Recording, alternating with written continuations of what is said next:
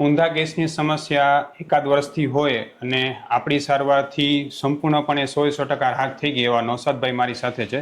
નૌશાદ, શું તકલીફ હતી ભાઈ તને? મને ઊંધો ગેસ હતો. શું શું થતું ભાઈ એમાં? એમાં રાતના તો સમૂરી નીંદર ના આવતી. કેટલા વર્ષથી? 1 વર્ષ. 1 વર્ષથી. પછી એના માટે જે છે એ કોઈ ડૉક્ટરને તે બતાવ્યું હતું?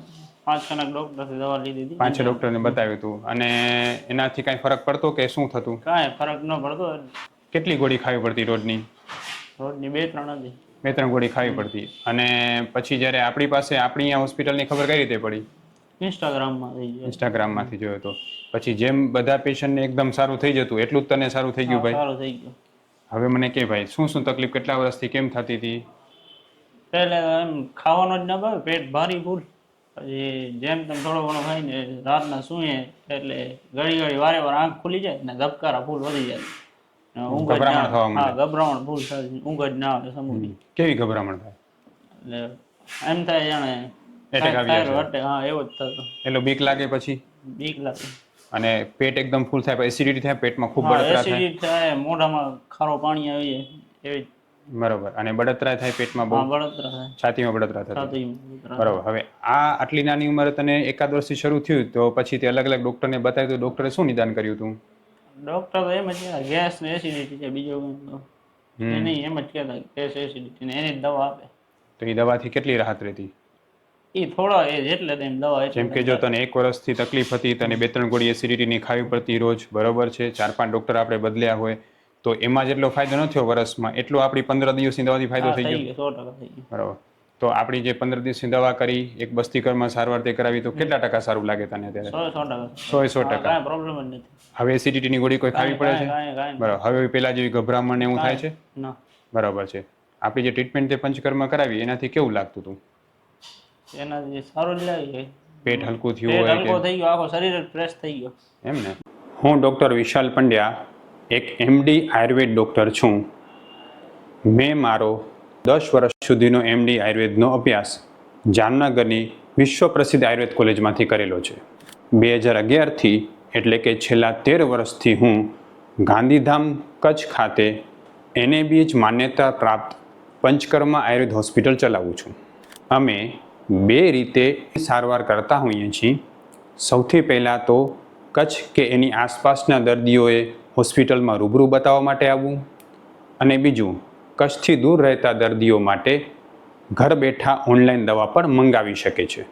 વધુ માહિતી માટે નીચેના નંબર ઉપર હાય લખીને વોટ્સએપ કરો એટલે તમને ફીસ કેટલી છે, કોર્સ કેટલો કરવો પડશે વગેરે માહિતી વોટ્સએપમાં મોકલી આપશું. નૌશાદના માધ્યમથી હું લોકોને એ કહેવા માગું છું કે કોઈ પણ જગ્યાએ તમે આયુર્વેદના કોઈ વિડીયો જુઓ, ત્યાં તમને કોઈ આયુર્વેદ સારવાર કરાવી હોય તો 3 વસ્તુ ખાસ ધ્યાન રાખો. સૌથી પહેલી વસ્તુ એ જુઓ કે એ ડૉક્ટર છે એની પાસે BMS કે MDની આયુર્વેદની ડિગ્રી છે કે નહીં, કે માત્ર ખાલી જે છે એ દવાના પ્રચાર માટે વિડીયો બનાવીને દવા વેચે છે, આ જુઓ.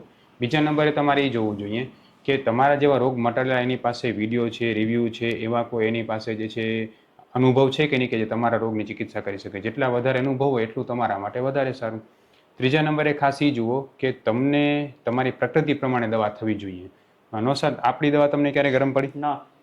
એના પહેલા તને કોઈ દવા લેતી બહુ ગરમ પડતી? હા, ગરમ પડતી. તારો કોઠો ગરમીનો ખરો એમ ને? ગરમીનો ફૂલ કોઠો. શું થતું એમાં તમે દવા લેતો ગરમમાં? આખો ગળો જો ભારી થઈ જતો, કાકડો આમ લટકતો, સાવ નીચે અડી જતો. એવું થતું ને? અને ગળવાખું પાકી જતું?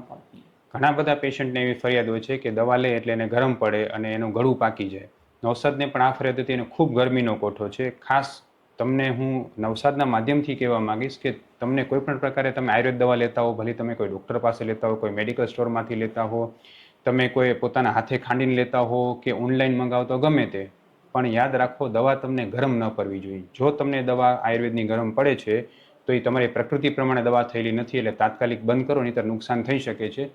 આપણે અહીંયા જે દવા કરીએ છીએ કોઈને ગરમ પડતી હોતી નથી, અને આપણી દવાથી પૂરેપૂરી પ્રકૃતિ પ્રમાણે દવા થવાને કારણે ફાસ્ટ રિઝલ્ટ પણ મળતું હોય છે. એટલે જો તમને કોઈ આયુર્વેદ સારવાર ગરમ પડતી હોય તો તમે અમારો સંપર્ક કરી શકો છો. અમારી દવા કોઈને ગરમ પડતી હોતી નથી.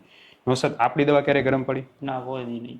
બરાબર ને? અને પેટમાં ઠંડક થતી દવાથી? હા, ઠંડક થતી. બરાબર. નૌશાદ, તારા જેવા ભાઈ કેટલા બધા એવા લોકો હશે નાની ઉંમરમાં કે જેને આવી બધી ગેસની, એસિડિટીની ને બધી ફરિયાદો હશે, તો એને તું શું કહેવા માંગીશ? હું તો એ જ કહેવા માંગુ છું, થતો હોય ને તો પહેલા અહીંયા આવો, ખોટા બીજા કોઈ ડૉક્ટરો સામે આમાં કાંઈ ફરક જ નથી. 100% આયુર્વેદમાં ફરક છે અહીંયા જ. ભાઈ તું કચ્છીમાં કાંઈ કહી શકીશ? કચ્છી ઈચ્છા તો જ્યાં કંઈ પણ દવા ગણની હોય હેદા જતી હોય ને, બાકી ખોટા રિપોર્ટ કરાવીને એની મેં ખોટા પૈસા ફેલ ન હોય ને. તને 100% સંતોષ થયો ભાઈ અહીંયા આવ્યા પછી? 100%. એમાં કોઈ પ્રોબ્લેમ નહીં ને? હા, બોલ. બરાબર છે. ખૂબ ખૂબ ધન્યવાદ ભાઈ.